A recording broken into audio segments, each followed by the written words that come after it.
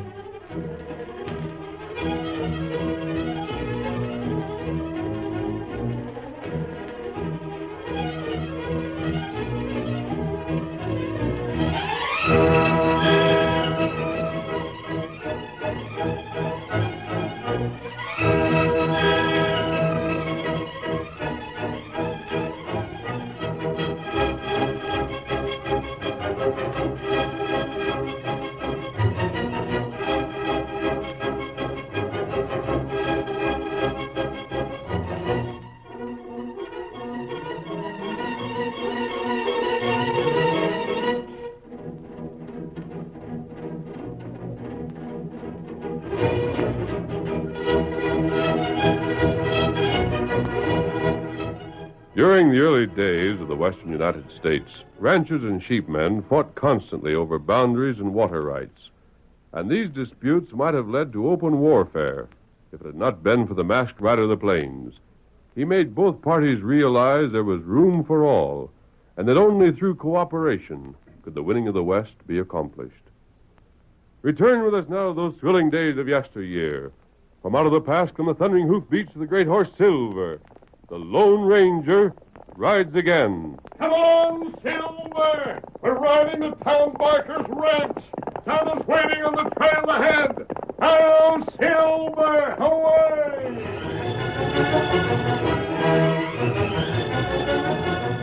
It was almost midnight.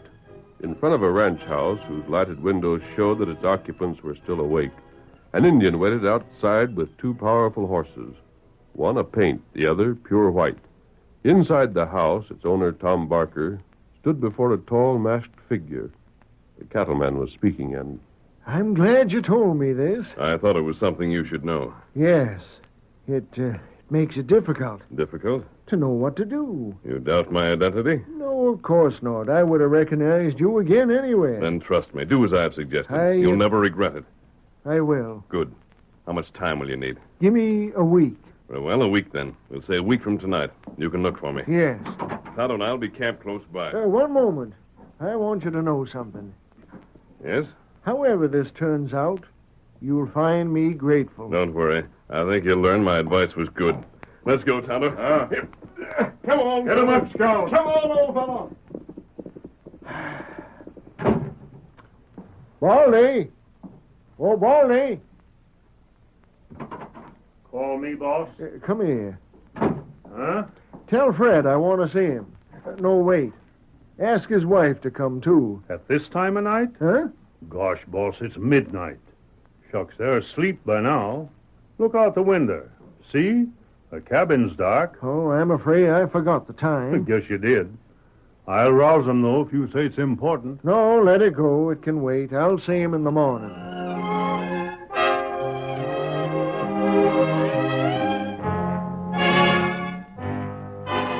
Early the next morning, in the cabin that stood close to the ranch house. Ellen, Yes? come here. Leave your cook and go for a second. What is it, Fred? Mr. Barker's just told me some bad news. Go ahead, boss. Tell my wife about it. Oh, it's nothing as bad as your husband makes out, Ellen. It's just that I'll have to leave for a while. Leave? You mean go on a trip? Yes. A long trip? Well... You don't savvy, Ellen. Mr. Barker says the doc told him he's in bad shape. He's got to get away and rest for a while. Maybe for quite a while. Oh, how awful. Oh, it's nothing to worry about. I'm not ready to cash in or anything like that. Fact is, I've got a sneaking notion Doc suspected I was looking for a good excuse to take a vacation, so he kind of helped out. But what's the Oh, reason? it's nothing to bother you with. That isn't why I come here. He says while he's gone, I'll have to be in full charge. Oh, Well, you're my foreman. If I can't put you in charge, who can I? you mean Fred's to run everything? Yes, he'll have to. Doc's given me my orders, and I'm to get away and not even think about business. But I saw Mr. Loftus wanted to... Oh, Fred can attend to that. Fred, that's something I wanted to speak about. Uh-huh. Loftus said he'd be back next month to settle this. If he can't get here, he'll send someone to represent him. You'll wait till then before leaving, huh? No, that's just it. I can't. So I'll have to trust you to handle things. Well, It won't be difficult. Tell Loftus I absolutely won't sell the ranch. With conditions the way they are, he couldn't afford to pay me enough to meet my obligations, and I wouldn't ask it. sure. I will sell a strip across my property, however, if that will satisfy him. He can have a strip across the south section. I'll mark it for you later. It's enough to serve his purpose. It will connect his east and west range, and he won't ever have to worry that I'll attempt to block his drive. He can send his sheep either way as often as he likes, as long as they're kept to that strip. Understand? Uh-huh. But he ain't gonna like it. He'll have to. I won't make any other terms. It would ruin me to. I wasn't thinking of that so much. Well, You said you might be gone for as long as 5 or 6 months, didn't you? it's possible. Well, he won't wait that long. Even providing he's willing to take what you're willing to sell, he can't wait. And that ain't all. No? If I know that fella, he won't be willing to take his sheep across on my say-so that you'll sell the strip when you get back. He don't trust nobody. He don't know but what you might let him get his willies across, then tell him you won't sell and refuse to let him make the drive back. Then he'd be stranded there. You have his sheep in a pocket, and you can hold him up for anything you wanted. I don't intend to hold him up. Oh, sure not. I'm just telling you how he'll figure. Well, that can be fixed. Yeah? How? Easily. Before I go, I'll give you my power of attorney. You can make the sale. With the power of attorney, it'll be just as legal as if I made the sale myself. Have you anything against that? Why, I guess not. You don't think I'm asking too much of you, do you? Oh, sure not. Very well, then, we'll consider it settled. Well, gosh, I don't know. What's the matter? Well, aren't you trusting me pretty far? I mean, after all, with a power of attorney like that, I could... Sell me out? Well, I guess we won't worry about that. How about it, Ellen? You think I should? Mr. Barker, if we couldn't be trusted after all you've done for us, we'd be the most ungrateful people alive. And if I didn't think you were, you wouldn't be here. Well, that's enough for now. There'll be other things, but I won't leave until the end of next week, and there's time to settle them. I'll have your power of attorney in a day or two. Better get over to the bunkhouse pretty soon, Fred. I want the boys out early today. What? Oh, sure, Mr. Barker, sure. That's all, then. Fred, Huh? what is it? What's wrong? Wrong? When Mr. Barker went out, the way you looked at him, What's the matter with the way I looked at him? you looked as though... Well, Oh, Fred, if I didn't know better, I thought you hated him.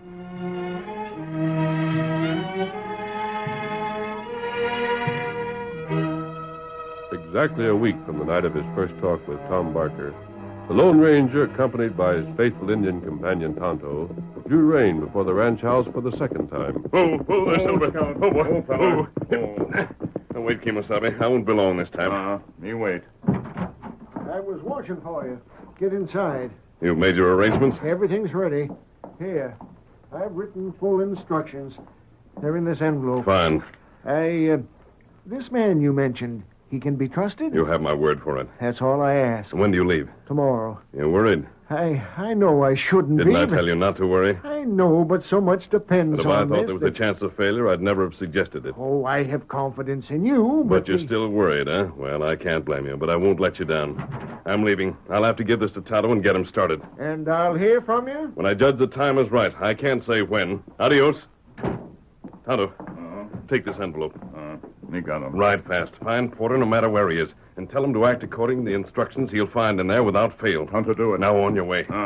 Get him up, Scout. Get him up. All right, old boy. back to camp. Come on, Silver. Hi-yo, Silver! Away!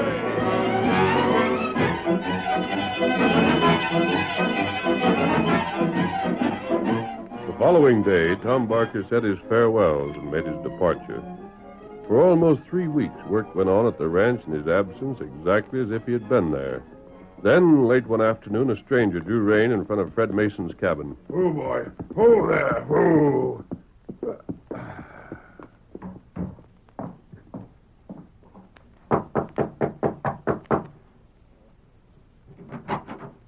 Oh, howdy. Mason?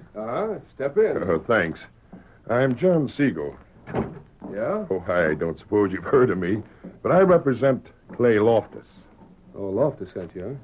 Here, sit down. No, thanks. I'll stand. I'm in rather a hurry. Uh-huh. I suppose you know why I'm here. I guess so. Mr. Loftus is busy. He couldn't get here. I represent him. Sure. Now, I've been told that Mr. Barker is gone, but that he left you with authority to do business for him while he's absent. Is that right? It is? He gave you power of attorney? Uh-huh. I wonder if I could see it. Oh, I don't doubt your word, of course, but naturally I'd have to make sure. Don't know why you can't. Just wait a second. Here. Take a look. Seems in order. Sheriff witnessed it. You can check with him if you want. Oh, no, this is sufficient. I notice this gives you blanket authority. Huh? I mean, there are no restrictions. You have full power to dispose of the property in any way you see fit. I guess so. But the boss told me what he wanted done. Yes, and what was that? Loftus can have a strip across our south section. And that's all. You have absolute instructions to that effect? I have. Yeah, that's too bad. Mr. Loftus hoped to purchase the entire ranch. It would permit him to consolidate his holdings. Paying current prices, huh? Oh, naturally. Well, that's what the boss won't have. He bought this place during boom times, you know. If he sold now, it'd clean him. Mr. Loftus is very anxious to get this property. Yeah, we knew that before. Look, Mason, I'm going to ask you a question. I hope you won't be offended. Yeah? It's rather awkward, but it's important. Mason, just how much loyalty do you feel you owe Barker? Huh? I mean, would you... Well, do you feel as though nothing could persuade you to sell a place against Barker's orders? He's told me what to do. Of course, but after all, holding his power of attorney, you can sell, you know. What if I can? Well, you might find it quite profitable. I savvy. Offering me a bribe, huh? Oh, there's no need to call it that. Let's say a bonus from Mr. Loftus showing his appreciation. Mister, you can go to blazes. Now, wait. Loftus couldn't give me a two-bit piece. But and you can tell him so for me. Mason, can you afford to turn down $5,000? He'd tell you could go that high? He did. He must want the place even more than I thought. He has to have it, Mason. And no mere strip of land is going to satisfy him. Now, you know and I know that one day this is all going to be sheep range. Cattle are through in this district. Anybody who won't admit that is a fool. And anyone who fights it will get the licking his foolishness deserves. If you sell now, it will be only what Barker himself will have to do later on. Who said I wouldn't sell? But just now... You asked me if I wanted a bribe or a bonus or whatever you'd like to call it for going to get orders. Well, you can take your bribes and go jump in the river. But I wouldn't take a crooked dollar now or any other time. But I'll sell. You bet I'll sell. And Loftus can name his own price. I don't understand. Why should you? But if you have nothing to gain by it... Siegel, have you ever heard of someone hating a fella so bad he'd wait years to get even? I don't know that I have. Well, you're looking at one. But I still I've been don't- here 10 years. When I first come, I was just a kid. I worked hard. There wasn't a thing I wouldn't do to get Barker to trust in me. I even got hitched so he'd figure I was one of the steady, dependable kind. I don't know what to say. Ain't nothing you need to say. I've got what I wanted. I'm where just by signing my name to a piece of paper, I can clean him out. I can finish what I've waited 10 years for. You will sell? Every blasted acre. And the sooner the better. The curtain falls on the first act of our Lone Ranger drama. Before the next exciting scenes, please permit us to pause for just a few moments.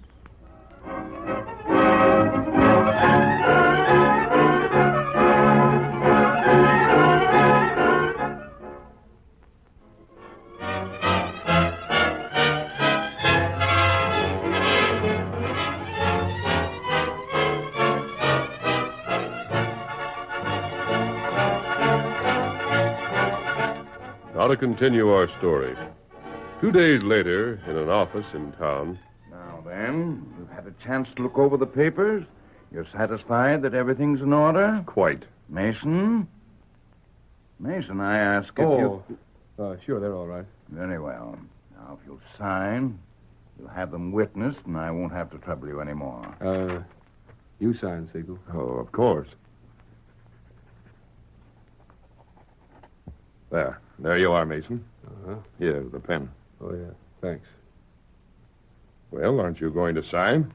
You said you'd sell, didn't you? Have you changed your mind? Oh, I reckon I ain't. Well, put your signature to that. Yeah, sure.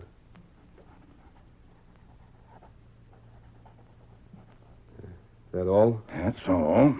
Mr. Siegel, permit me to congratulate you. You bought a splendid ranch.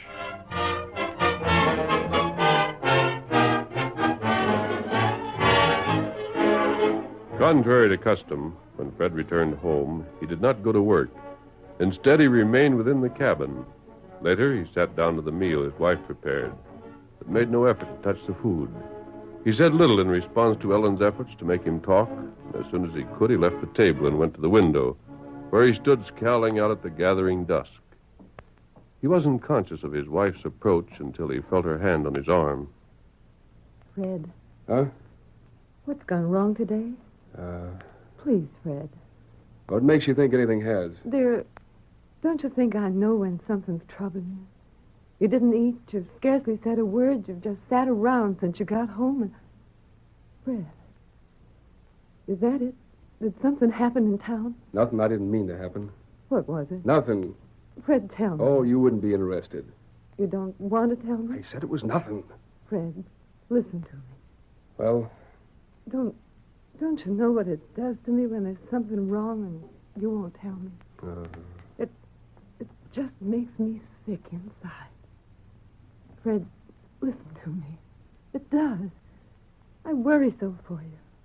I'm so proud of you, and I want things to be so fine for us, and when you get like this, it frightens me. I get so terribly frightened. Oh, don't you pay no attention to me. I can't help it. Ellen. Yes? I was just standing here thinking. What, Fred? You like it here? Been happy, have you? Oh, I have. It ain't so bad at that. I don't know anyone who could have been as kind to us as Mr. Barker. He's been wonderful.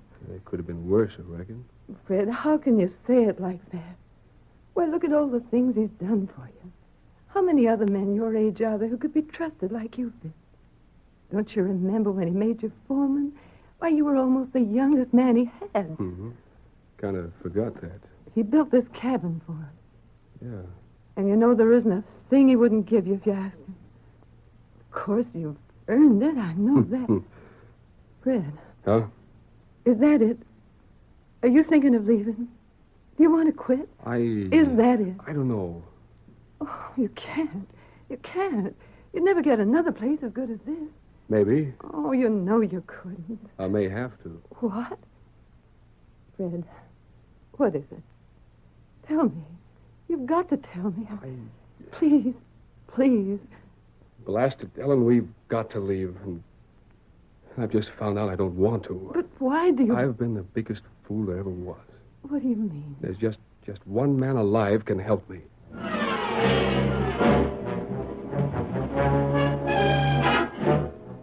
The Lone Ranger and Tonto had made camp within a few miles of the Barker ranch house. And later that same evening... Tonto. Hear that? A horseman. Him come this way. Right. I wonder... What you think? We'll see if it's Mason. He knows where our camp is. I saw to that. How you do it? I let him catch sight of me one day. He followed, and I pretended I wasn't aware of it. I don't think there's any doubt he knew who I was. If he did, this may be what we've been waiting for. Come on. Get back in the shadows. If it's not him, you can take a hand if you need it. Tonto, do it. Hello there. Whoa, boy. Stranger. Well? I've got to talk to you. Go on. I trailed you one day, though I reckon you never knew it. And what of it? Didn't I hear you call that white horse over there Silver? Possibly. Why? Have you got a redskin pard named Tonto? I have. Then you're the one. Stranger, I need help, and I need it bad.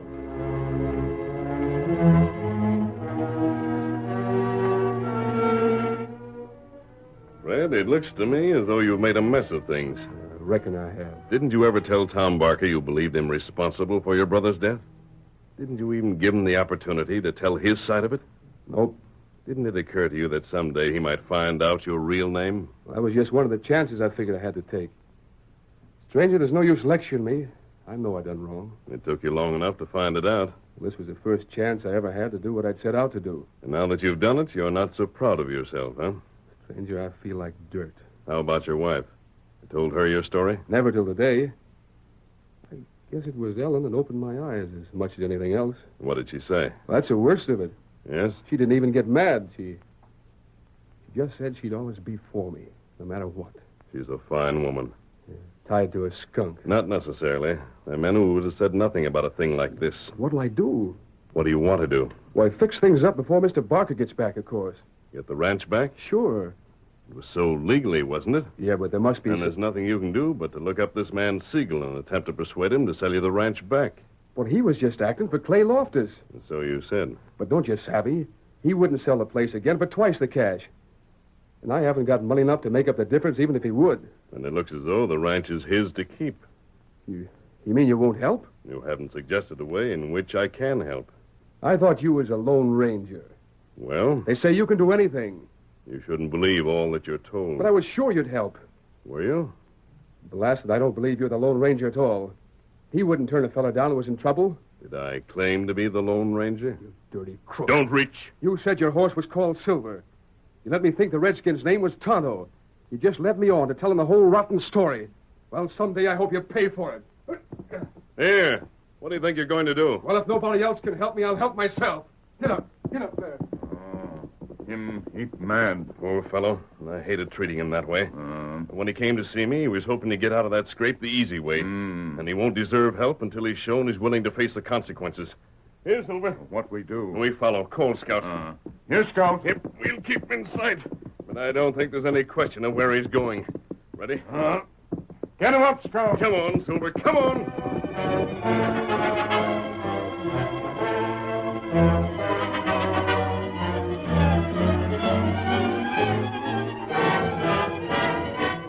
Siegel, you have to do it. You've got to sell back the ranch.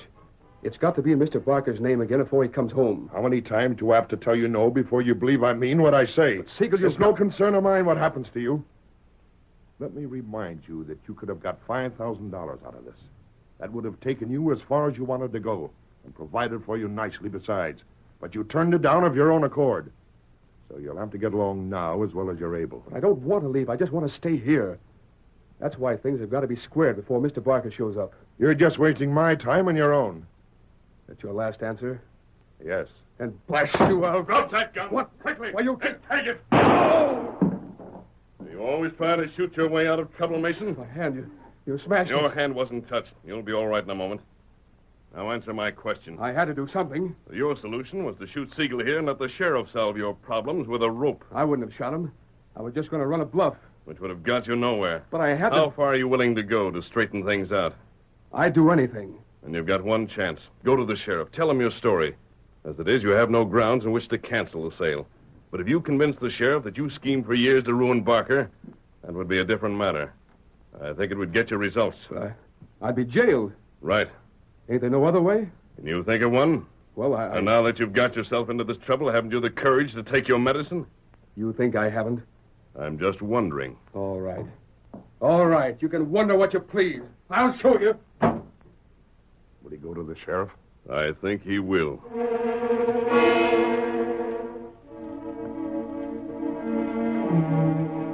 Fred's rage left him long before he reached the office of the sheriff.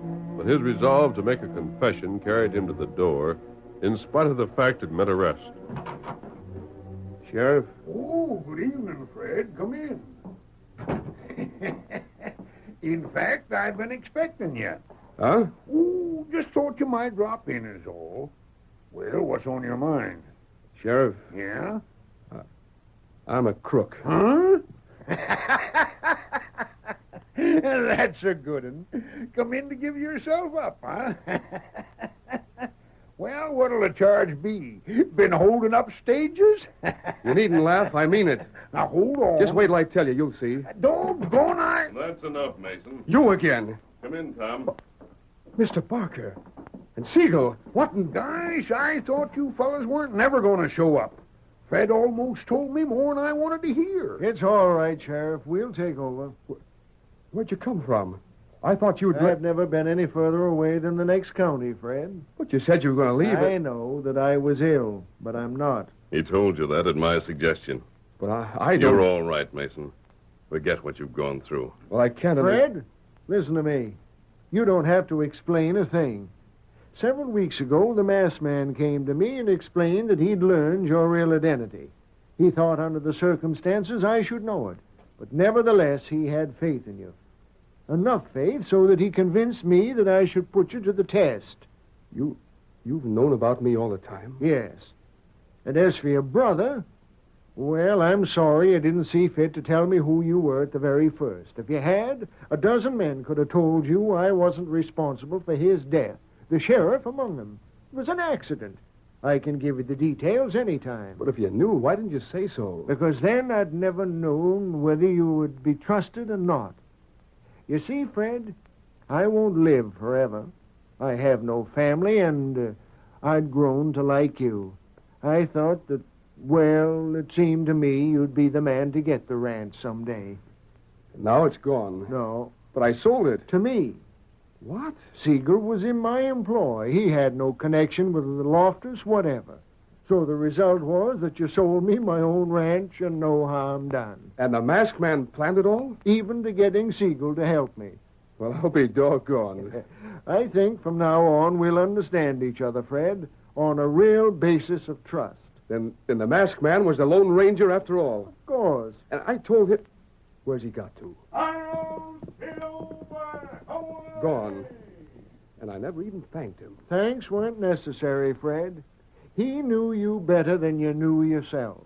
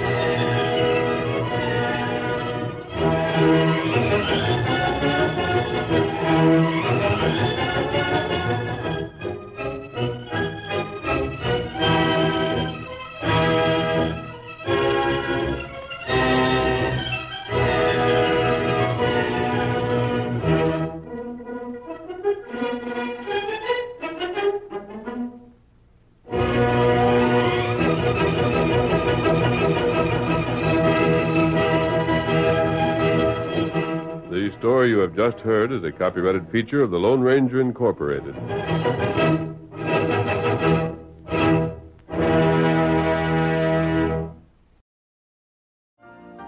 You've been listening to the OTR Gold Network. Find more classic radio at otrgold.com.